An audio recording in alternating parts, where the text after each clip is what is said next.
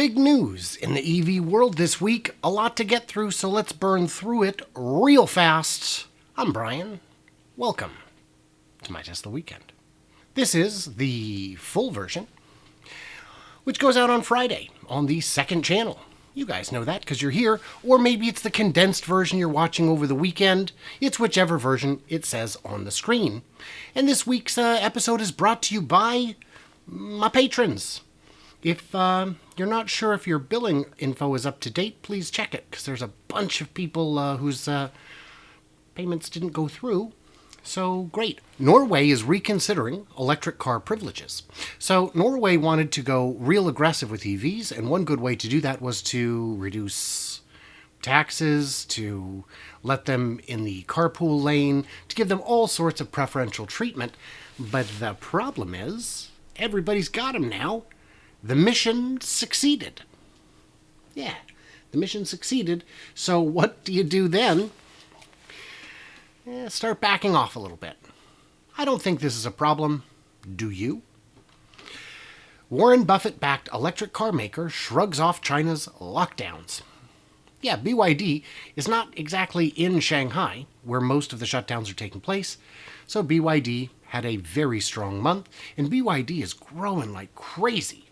Although, I would point out that they're doing a lot of hybrids. And to me, a hybrid is not just half gas, half electric, but a half measure overall. Not a fan, but it is a step in the right direction. And if they were to go straight electric, they wouldn't have enough batteries to do the kind of units they're doing. And for a lot of folks in China, charging at home is not quite an option yet, because there's a lot of apartments, and it's difficult. Global plug-in electric car sales increased 60% in March. It's great. Battery electrics up 81% year over year. Plug-ins up 227,000 units, 19% year over year. So up 60% generally year over year. 15% market share. Love to see it. In March, the Model Y set another monthly sales record for an electric car. 92,000 units. And that's with Austin and Berlin just coming online. When Elon said that the Model Y could be the world's best-selling car, he wasn't kidding. And the demand remains very strong. And there will be demand levers to pull in the future, including lowering the price. But remember, Sandy Munro said the Model Y costs less to build than the Model 3, but it sells for more. This is a margin-generating machine. Project Ronin is Fisker's new four-door electric convertible. It's a render, but it's a very pretty render. Fisker has always stuck with a design-heavy approach in terms of the looks of it doing a lot of the heavy lifting. I'm not sure I have a lot of confidence in Henrik Fisker as a CEO or as a manufacturer, but why not? Volkswagen sells out of electric cars in Europe and the US. World's second largest electric vehicle manufacturer hit by supply chain bottlenecks, because of course they are. That's no discredit to them. That's to be expected, especially right now. But even if the supply chain was doing just fine, batteries are still waiting to catch up. I've received a number of requests to interview someone who is an expert in mining, and I'm reaching out to do that. We know Tesla is mostly sold out. Volkswagen is as well. This is good news for consumers, really. I mean, it'd be better news if they were just available, but they're not. Tesla says it will turn Shanghai into the world's largest vehicle export hub with new factory. Now, we don't know where, but somewhere around here, there will be a new plot of land with a new Tesla factory with the same nameplate capacity as this beast. This apparently only has a capacity of 450,000 units. We know that's not true. It's vastly higher, probably over 1 million, probably well over 1 million. But where will the new factory go? Over here, where the CATL factory is being built? Maybe. Maybe over here? Maybe over here. My speculation is I'd love to see this land in use for it, but we'll see. Kind of doesn't matter. The Landing MegaPack is up. Okay, so this is huge. This is 20 times bigger than the one that they just put in Alaska. This is not just very good for the grid. It's good for Tesla. And it's good for the utility because it will be a money printing machine. These are so much cheaper to operate than peaker plants. Gas peaker plants are expensive, and although they're very quick to come online, they're nowhere near as quick as this. The critical difference is that peaking plants actually generate power, while this just stores it, arbitrages it, buys it when it's cheap, puts it back on the grid when it's in higher demand, and the supply is limited. Auto sales dropped 17% in April. So Ford down 15%. I guess that'd be a 1 year change of down 10%. Lincoln down 11%. Honda and Acura down. Kind of everybody's down. Hyundai Genesis is up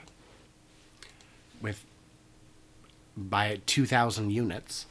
How can you keep a whole brand with such low production? It's very surprising to me. But Hyundai overall down. A lot of folks just plain down.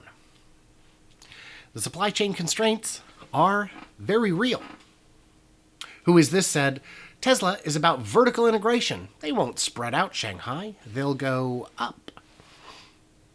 Well, that's what they did with everything after phase 1. But there's a limit to how far you can go up. And they're running out of land there. And it sounds like, from the Reuters article, that they have secured land, or at least permission to buy land, to move forward with the planning of an additional factory there.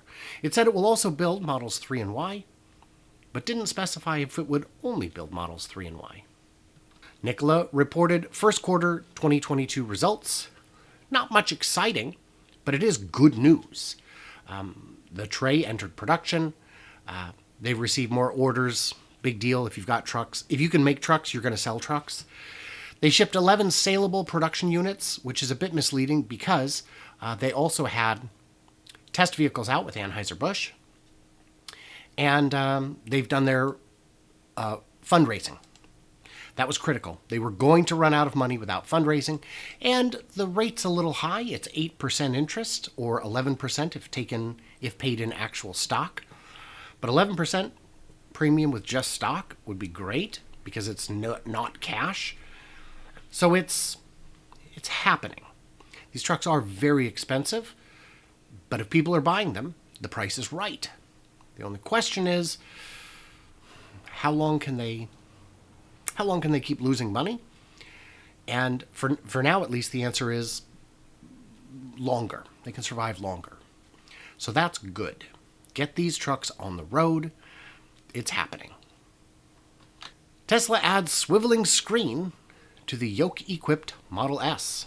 It just swivels. It just tilts a little side to side. Not very exciting. It is now confirmed, Tesla has confirmed that is a thing that they do.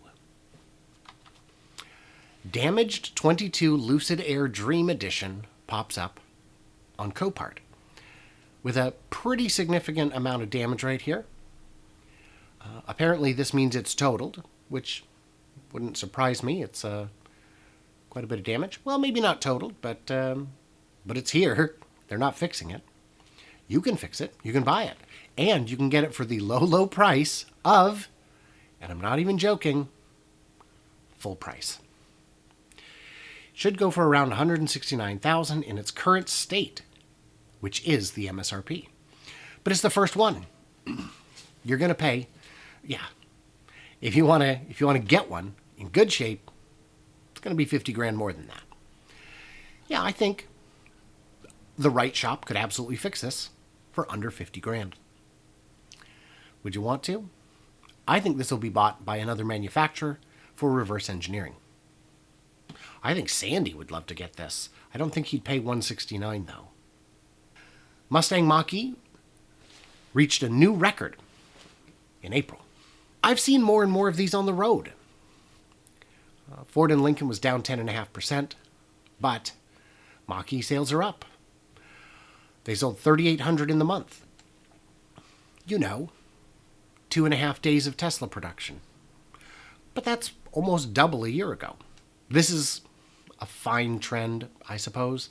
Once they have the batteries, once the parts supply constraint is under control a little bit, they'll be able to get some margin out of these and do well. The big news to me was that the Ford eTransit van sold 1,500, which is great. There was a comment I saw on, Twitter, someone saying, well, why don't they just make the transit van as a passenger van? People would buy that. And the answer, as far as I can tell, is the range on the transit van is like 100 miles, which can work for many last mile delivery services or around town, contractors. But for a customer planning to use it as a passenger vehicle, 100 miles is probably not going to do the trick. Shock. A used GMC Hummer just sold for $260,420. Nice. Is it a surprise? They're very hard to get your hands on. List is $112. Even that you're not going to get. The dealer markup is going to eat you alive on that. It's fun. It's interesting. It's based on how rare they are. That one in April with 800 miles sold for $275. And a second has been auctioned for nearly as much. Yeah. The 85-mile example went for $260. Interesting. Cars and Bids, Doug DeMuro's website. I like Doug. He's a very fun guy. Mary Barra, the leader in EVs. She led. It matters. We plan to be selling more EVs in this country than anyone else, including Tesla. Do you? Because I plan to be richer than Elon. But my plan is about as likely as hers. And she'll be gone before any of these targets come to pass. It's, as Lars from Best in Tesla would say, it's very embarrassing. CATL shares drop after higher costs cut into first quarter profits. I wouldn't read much into this. CATL is doing great work. They're keeping their margins narrow to increase their market share. And they had some big expenses. But it just goes to show not everything is golden all the time. If you don't see the hypocrisy, you are the hypocrisy. Open your eyes. So CNET had said Tesla's new steering yoke isn't retro, it's a safety risk. But then they said Lexus' new steering yoke is weird but kind of wonderful. So what's the difference? Is it some inherent bias they have against Tesla? My take is that no, they're different. This is just a yoke put onto a regular rack, while this is drive-by-wire. The key to a successful yoke is that you don't have to turn it hand over hand, but that you'll go no more than 180 degrees either way, and this maxes at 150, so you can drive it without taking both hands off the wheel, really. Whereas with the Tesla, you have to roll it and roll it and roll it. As a personal note, I do think the shape of this is cooler, but what a convoluted mess for production in terms of stitching and all that. That's a lot of different pieces of leather, but who cares? A couple $100 added at most to a car that's already quite expensive and quite premium. But again, the big difference is that you can actually drive it without having to focus on it. And this is based on the Toyota, I think. It's on the same platform as the Toyota. But yeah, it's built on the same platform as the Toyota BuzzForks. You know the one, right? The BuzzForks? That's what it's called, right? I don't know how you pronounce BZ4X. I'm pretty sure it's BuzzForks. Yeah. Quick thanks to my Patreons who get early access, bonus content, all that good stuff. Keep the channel running, get some extras, get to help me determine the future of the channel. So let's get into the Q&A, shall we? I've left enough time. I burnt through the news. Well, there it is, and there you go. If you want to see the full, uncut, 30-ish minute version of this episode, head over to the second channel, link in the description, and subscribe over there if you want to catch these live each Friday at 7 p.m. Pacific, as well as the Fast Charging with B&B podcast co-hosted with Bear from Bear's Workshop. So, what did I miss or misunderstand? Tell me in the comments, and stay tuned, stay juicy, and I can't wait to hear from you clever robots on the other side.